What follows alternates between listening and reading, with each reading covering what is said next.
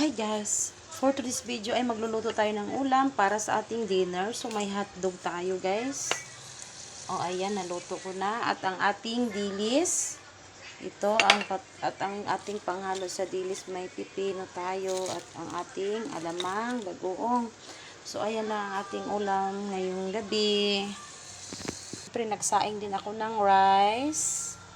O ayan mga kapel. Hindi pwedeng walang rice talaga sa ating buhay. Ayan mga kamami, maghiwa tayo ng pipino. Hiwain natin para pang halo natin dito sa ating dilis guys. So ayan, naluto ng ating hotdog. Sunod natin yung ating dilis. So isunod dito.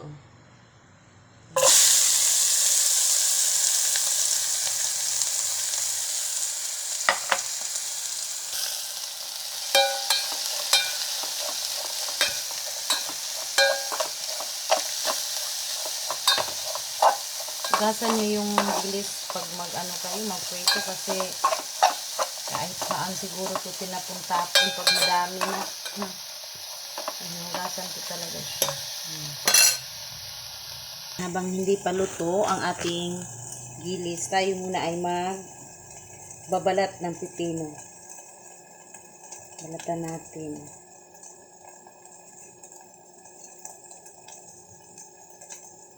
Ito lang ang bunso. Ng ulo. So, ayan, hiwain.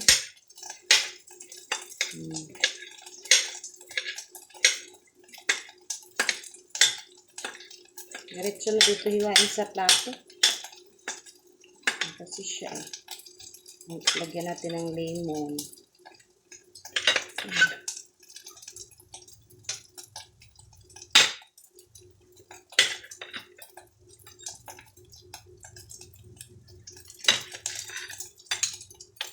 So, ayan, naluto na ang ating dilis. Dito ko lang siya pinirito para hindi siya magtalsik ba. Yan.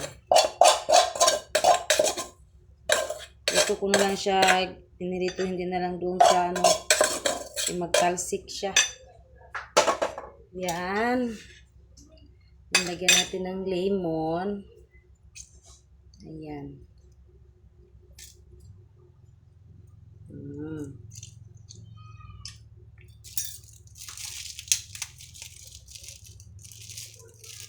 And then, sili.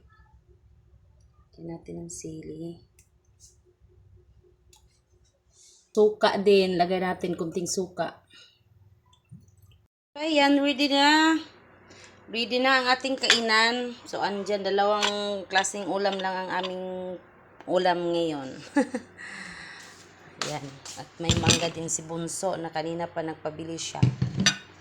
At ang kanyang hotdog. Gagawa din tayo ng alamang, lalagyan natin ng suka din at saka lemon. So, ayan guys ang ating alamang. Puro mga parat. Isa lang. Sarap naman ng yung mangga. So, yan. Siyempre, ang nag-prepare si Mama.